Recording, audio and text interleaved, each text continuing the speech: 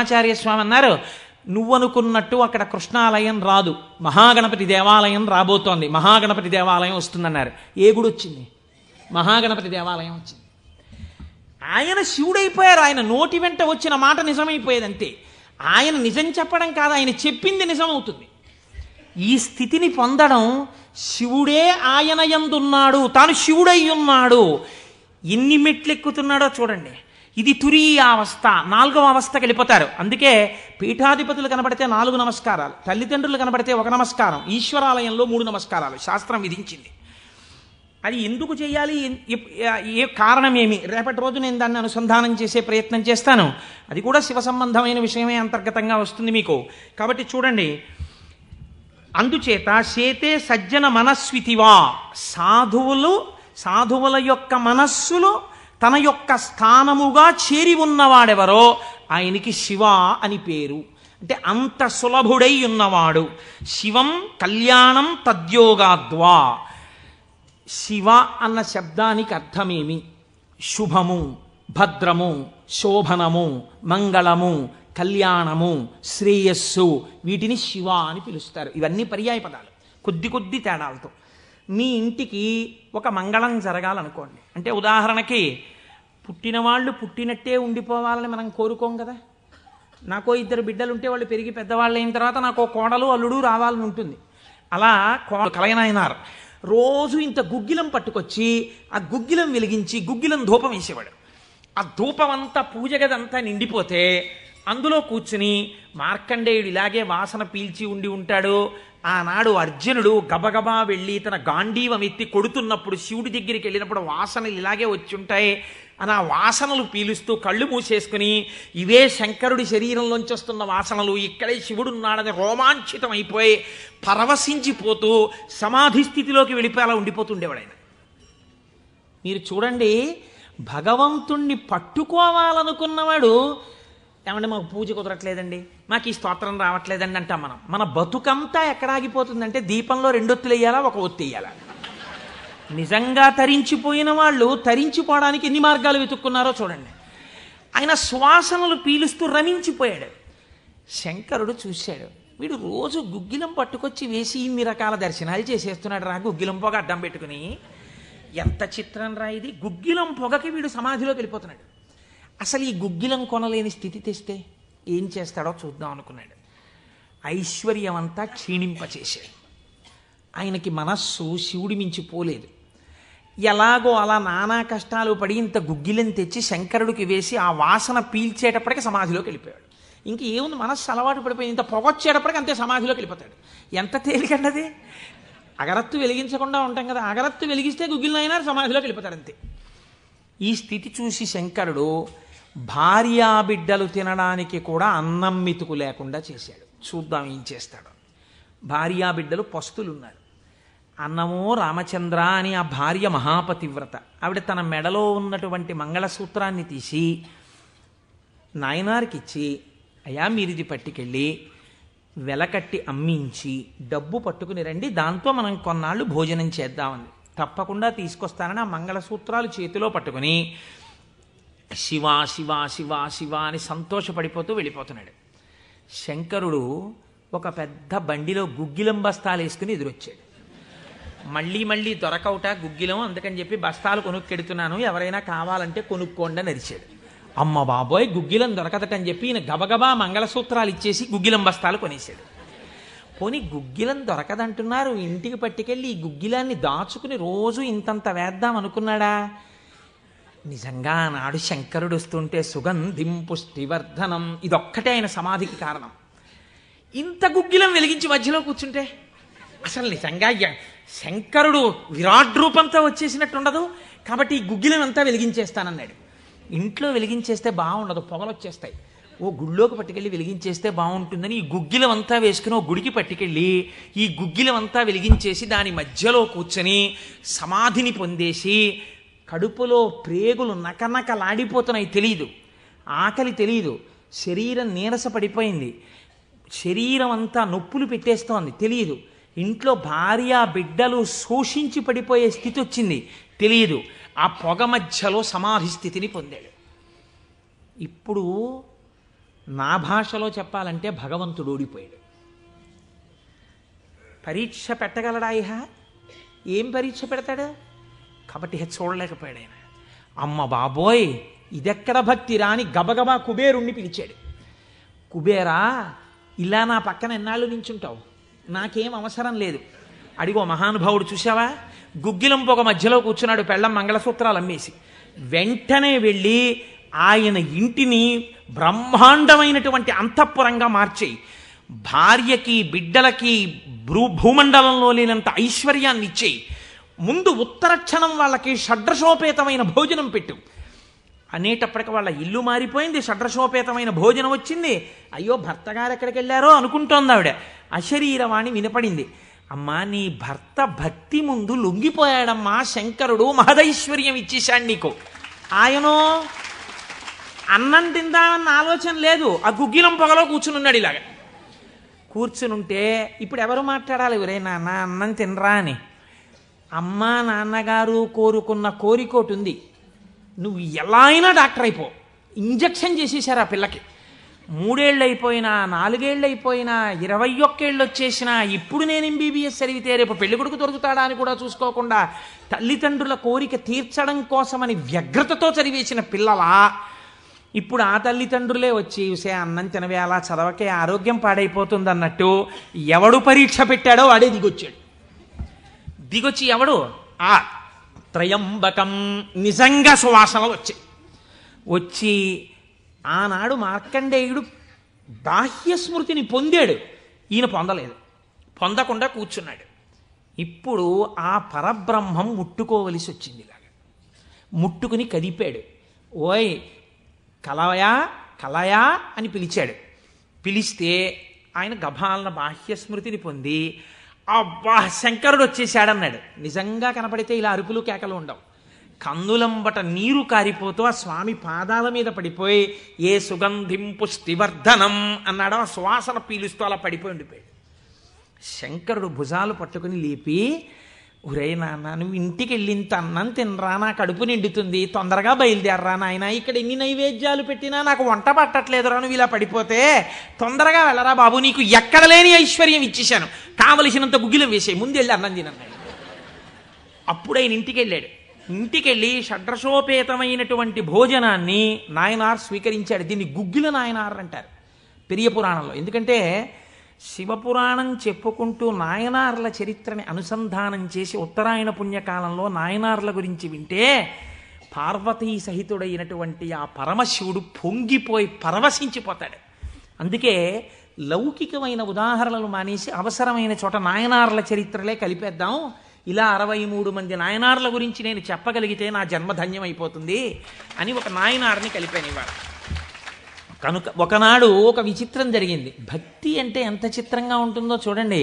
ఈ గుగ్గిల నాయనార్ జీవితంలోనే ఆ పక్కనే ఉన్నటువంటి రాజ్యంలో ఒక శివలింగం ఒకటి ఉంది. ఆ శివలింగం మొన్నను మేము కంచి వెళ్ళాం.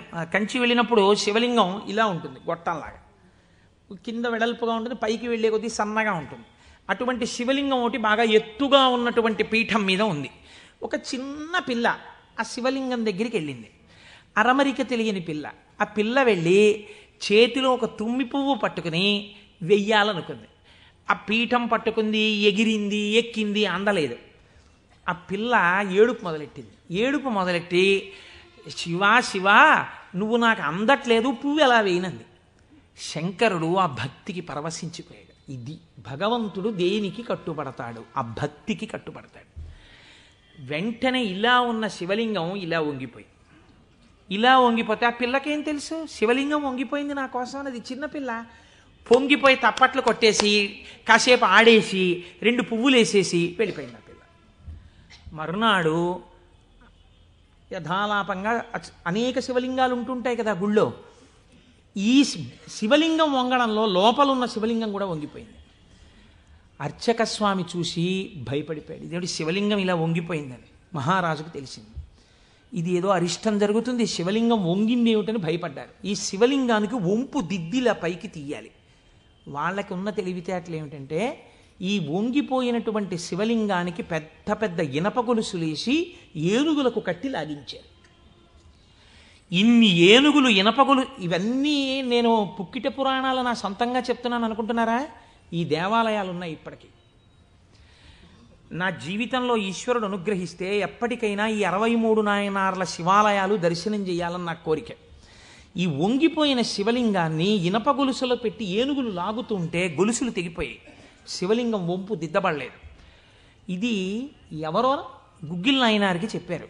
శివలింగం వంగిందిట, ఇనప గొలుసులేసి లాగుతున్నారట, లాగుతుంటే గొలుసులు తెగిపోతున్నాయిట. ఆయన ఎంత బాధపడిపోయి కింద పడి ఏడిచి దొల్లేశాడు. శంకరా, మీ కంఠానికి ఇనప గొలుసులేసి ఏనుగులతో లాగారా? ఎంత ఒరిసిపోయిందో ఆ కంఠమని. అంతే, విన్న చోటు నుంచే పరిగెత్తి పారిపోయాడు పక్క రాజ్యానికి.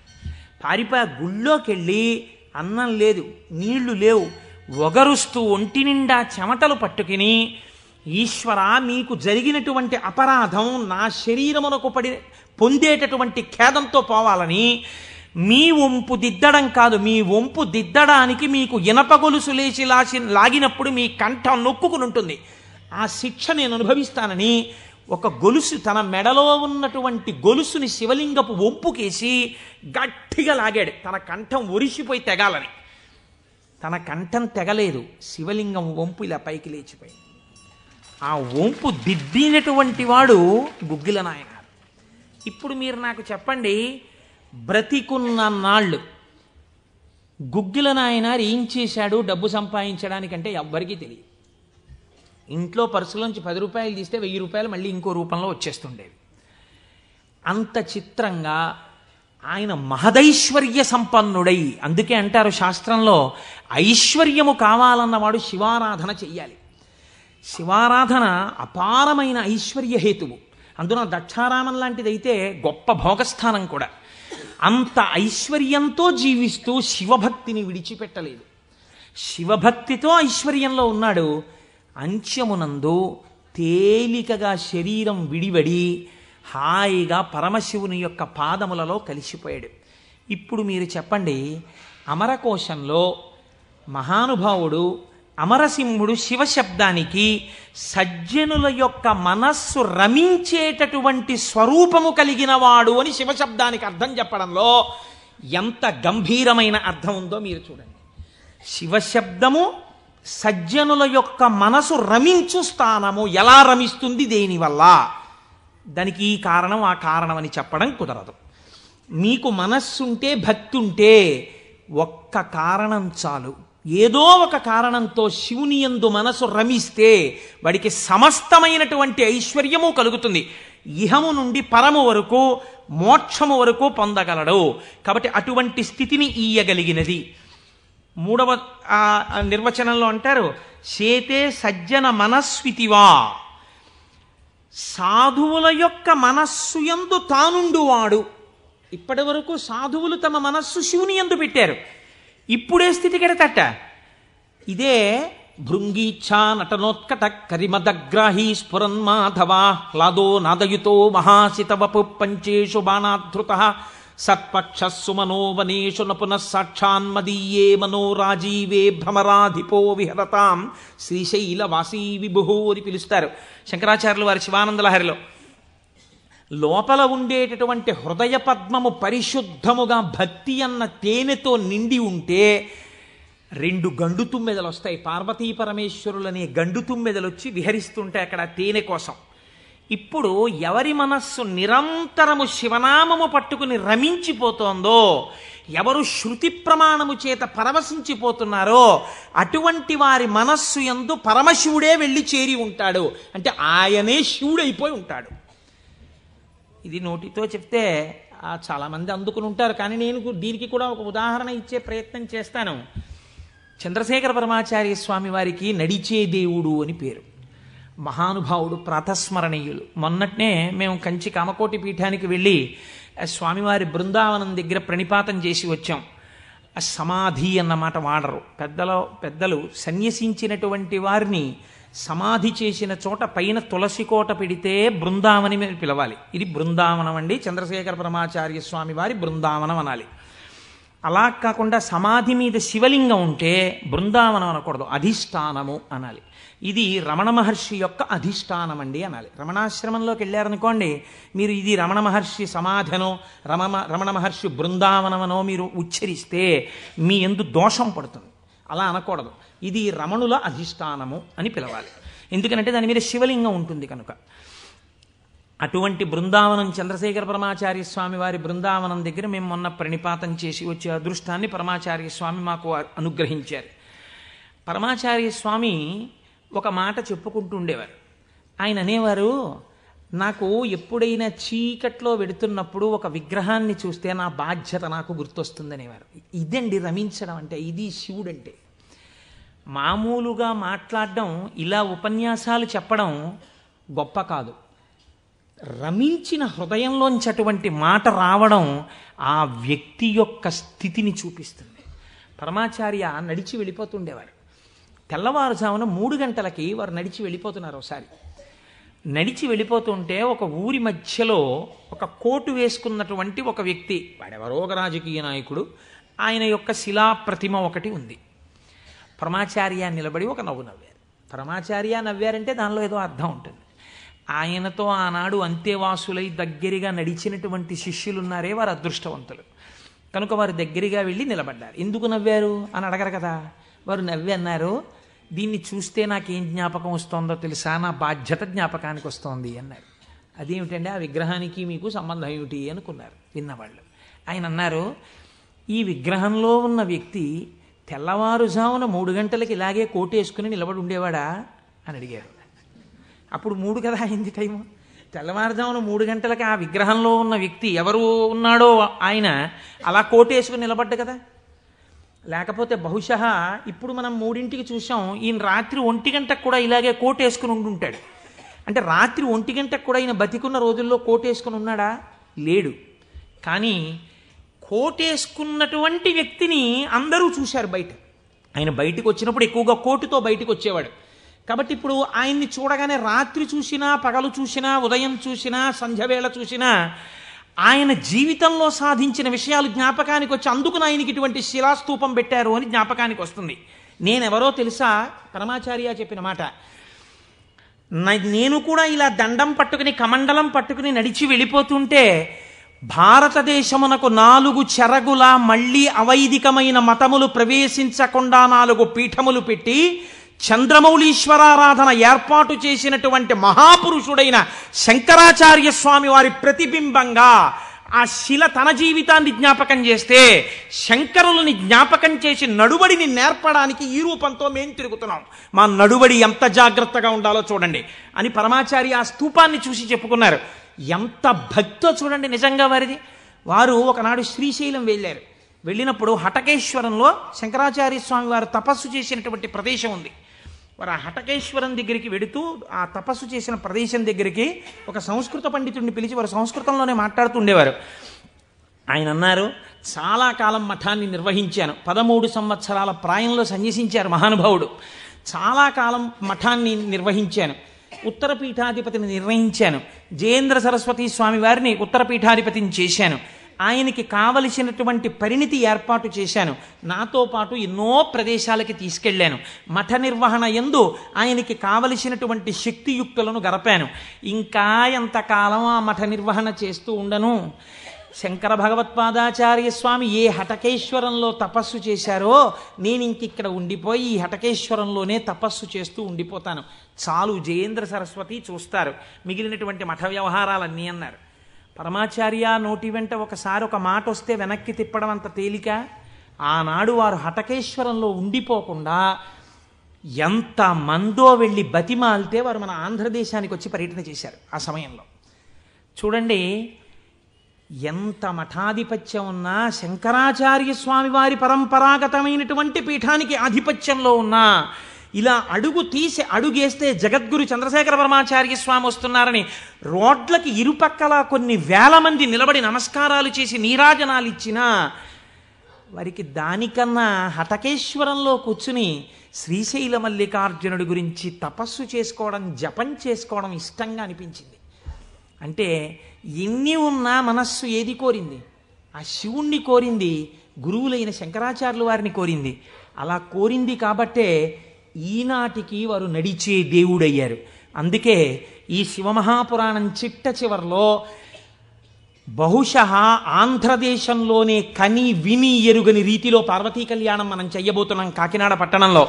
కాకినాడ పట్టణం సువర్ణాక్షరాలతో లిఖింపబడిందండి.